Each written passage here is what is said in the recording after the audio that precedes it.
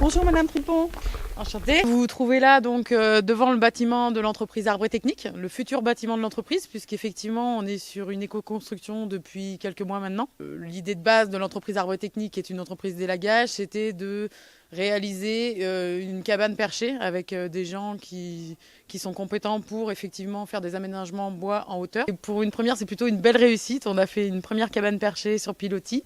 Qui est plutôt jolie et qui donne envie d'y aller, de dormir, de profiter. Je vous donne envie? On y va alors? Je vous emmène?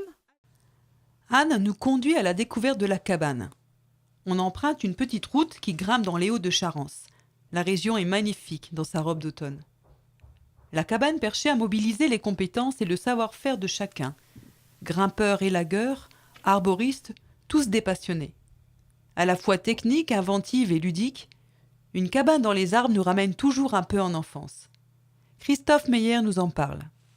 On est sur une réalisation qui a été faite par l'entreprise Arbre et Technique, qui est une entreprise qui est spécialisée dans l'élagage, dans tous travaux en milieu naturel, et avec une activité d'aménagement en bois extérieur. Ces aménagements en bois, ça consiste à faire du mobilier d'extérieur, des barrières, de la terrasse, et éventuellement des pontons, des choses qui sont adaptées à l'environnement naturel, et en l'occurrence des cabanes. Les salariés qui travaillent dans l'entreprise, on a toujours eu cette idée, on l'a pas inventée, mais cette envie d'aller vers ça. Donc s'est joint à nous, il y a quelques années maintenant, un menuisier charpentier qui avait également ce projet en tête, où il avait envie de faire ça. Et donc c'est la conjonction de ces savoir-faire qui nous a amené à réaliser une première cabane. Ce qui définit la façon de faire d'une cabane, c'est l'arbre en priorité, et de voir ce qu'on peut faire avec autour de ça, tout en le respectant, en enlevant le moins de branches possible, et encore une fois en s'adaptant au milieu.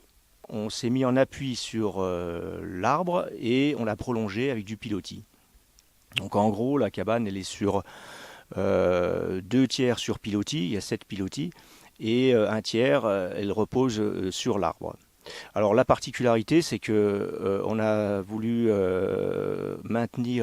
obtenir une liaison souple avec l'arbre, notamment pour que l'arbre ne transmette pas de mouvement quand lui il bouge, parce que lui il va bouger, et d'autre part pour essayer de respecter au maximum, pour ne pas avoir quelque chose d'agressif vis-à-vis de l'arbre. On a imaginé un principe qui est à base de sangles de haubanage, qui sont couramment utilisés en élagage pour solidifier, pour renforcer des arbres, et au bout de laquelle il y a une poulie, et cette poulie, elle soutient donc le support plateforme. Voilà. On peut l'utiliser toute saison, puisqu'elle est isolée avec de la laine de bois. Il y a 120 mm en périphérie, et ensuite il y a un confort chauffage poêle à point électrique pour prendre le relais, et l'eau avec des sanitaires. Voilà. On souhaite construire d'autres cabanes, bien évidemment. Pas forcément de ce niveau de confort. On peut faire des cabanes qui seront beaucoup plus basiques, qui soient utilisables qu'en été, par exemple. Mais oui, en fait, on s'est fait un petit peu la main, puisque c'est la première cabane qu'on a réalisée. Et donc, ça a permis d'expérimenter un peu des techniques, des processus. Et puis voilà, là, je pense qu'on est en mesure d'en faire d'autres. On a du mal à quitter cet havre de paix, ce paradis perché, à l'abri des soucis de la vie. On en oublie les prouesses techniques qu'ont dû déployer menuisiers et autres charpentiers. C'est ça le talent.